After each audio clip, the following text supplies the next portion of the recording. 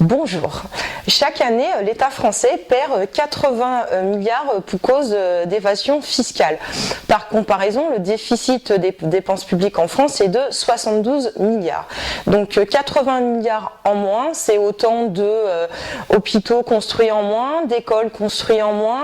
Donc c'est des personnes comme Liliane Bettencourt, comme Bernard Arnault, comme la famille Muliez, planquent leur argent à l'étranger pour échapper à l'impôt. Donc ça, ce n'est pas un problème purement français, c'est un problème international parce que pour ces personnes-là, il est bien connu que l'argent n'a pas d'odeur.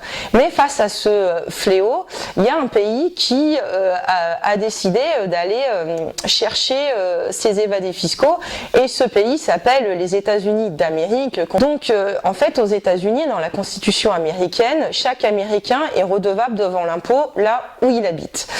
Donc Barack Obama, l'ancien président des États-Unis, a mis en place des accords bilatéraux avec les différents pays pour que leurs banques aillent rechercher les ressortissants américains vivant dans leur pays. Et il l'a fait avec la France.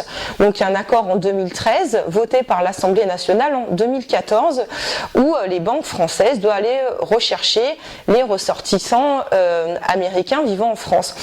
Et là, le petit truc un peu comique quand même, c'est qu'il n'y a aucun membre du gouvernement, ni le président de la République, ni aucun parlementaire, on peut parler de là de M. François Fillon, qui n'a pensé à dire, bah tiens, si nous on le fait pour les États-Unis, pourquoi les États-Unis ne le feraient pas pour nous, sachant que aux États-Unis, il y a un État qui a un paradis fiscal qui s'appelle le Delaware. Alors pour tout vous dire, c'est que moi je suis citoyenne américaine, et donc du coup j'ai reçu ce courrier de ma banque, donc le 16 février 2015, en disant que selon la réglementation américaine, ils ont découvert en moi des critères d'américanité, qui est tout simplement que je suis née à Washington DC, et donc du coup je dois remplir ce formulaire disant le montant d'impôt que je paye en France, et si jamais je paye moins d'impôts en France que je devrais aux États-Unis, je dois la différence, ce qu'on appelle l'impôt différentiel.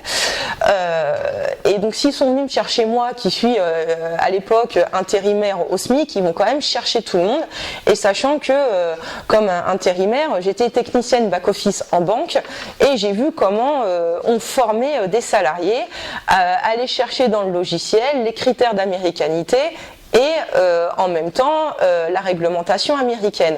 Donc tout ça pour vous dire que donc ces 80 milliards, on peut aller les chercher.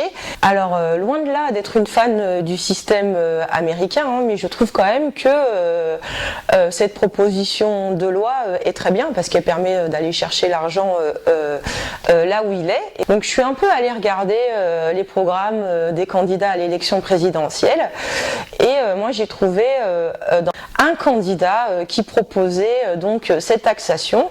Donc vous la trouvez dans le livre L'avenir en commun, donc le programme de la France Insoumise et de son candidat Jean-Luc Mélenchon, et à la page 65. Donc vous trouvez cette proposition qui est mettre en place la taxation différentielle permettant de soumettre chaque citoyen français aux impôts français, quel que soit son pays de résidence. Donc si comme moi vous en avez ras-le-bol que chaque année ces 80 milliards d'euros partent en fumée dans les paradis fiscaux pour engraisser des millionnaires et des actionnaires, et votez pour le candidat à l'élection présidentielle qui propose d'en finir avec ça par une loi. Votez pour le candidat de la France Insoumise, votez Jean-Luc Mélenchon.